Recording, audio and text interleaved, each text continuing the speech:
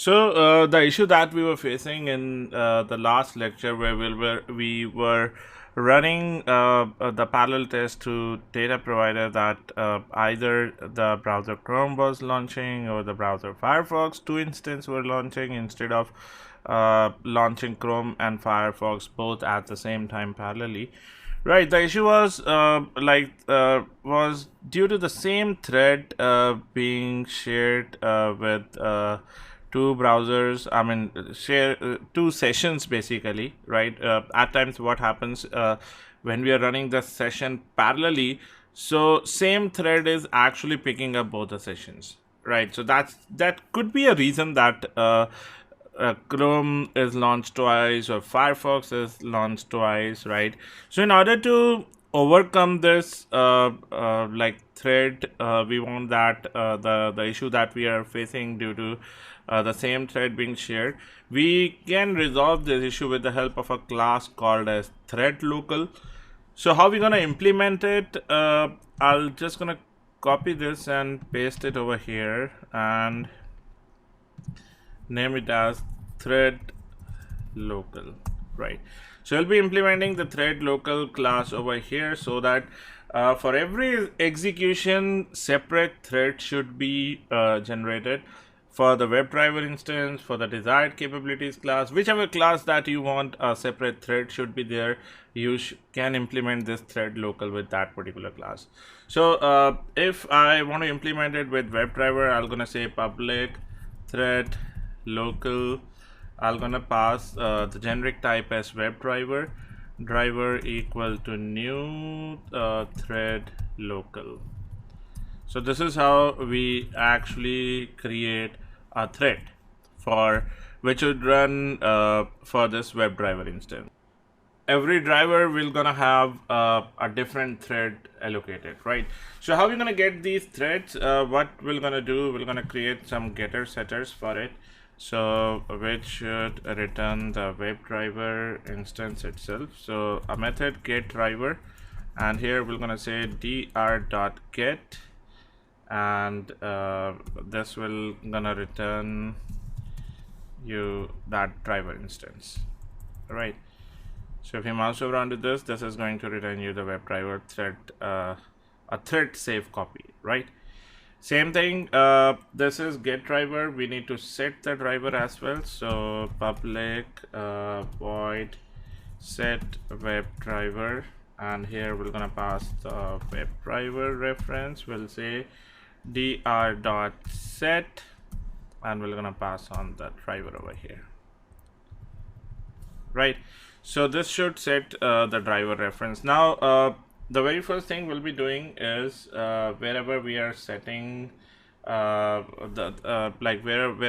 we are initiating the web driver, we first need to set the driver reference over here. So we'll say set web driver over here, and then this thing we can replace it with get driver method.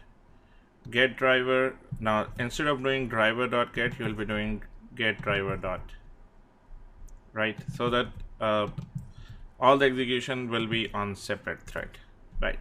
Same thing we can do it for desired capabilities as well. We can set one thread local for desired capabilities. So this we can pass it over here, and we can actually name it as let's say desired capabilities,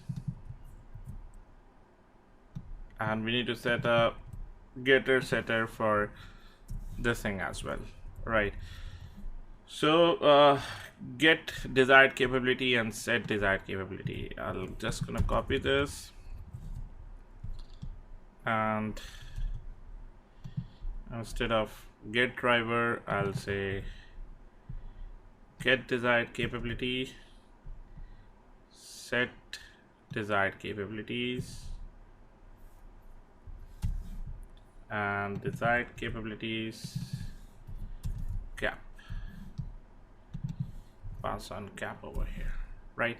So here we're gonna say dc.get dc.set, right? So this should return dc.get. Okay, change the type to desired capabilities. Right, so this is for desired capabilities and this is for WebDriver. So both should be independent threads, right?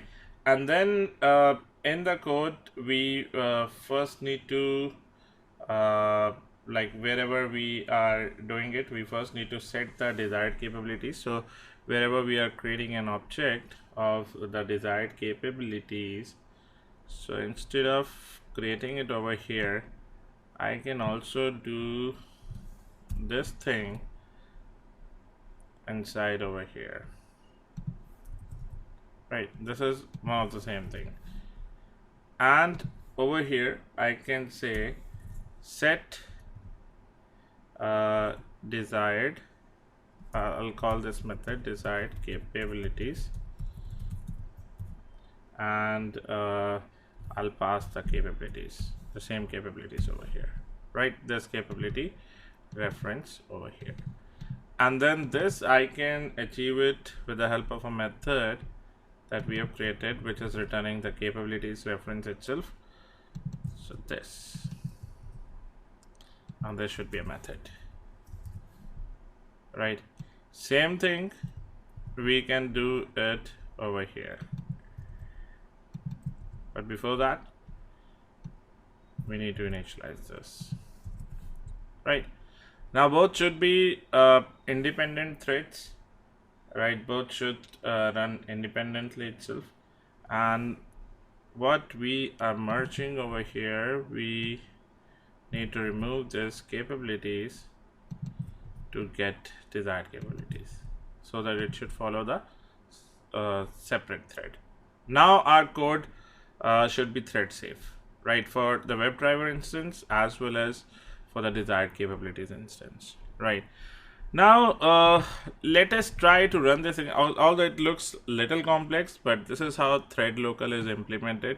Whichever class you want to make it thread safe, you need to create a getter and then a setter. Then you need to set the value, and then instead of using that that class reference, you need to use the method which should return you the class reference with the independent thread.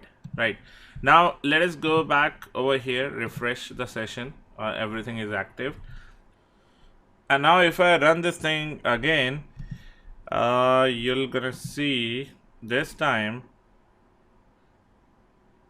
it launches Chrome, it launches Firefox, right? And see, the execution is happening on both the browsers, and both the tests are successfully executed with two different values being entered, right? So this is how like with the help of the thread local, if I refresh this, now both the sessions like are not active. If I again run it, you'll again gonna see that both the sessions, first Chrome is launching, then Firefox is also launching. Takes some time, but yes, the execution will gonna happen. Enter the email and then quit. Right, now both the time we're gonna see with data provider as well, we have achieved parallel threads, right, with the help of the class that is thread local, right? So this is very important, and this is what I mean, if you look at the next level of this course, that is the automation architect, Selenium with 7 live projects.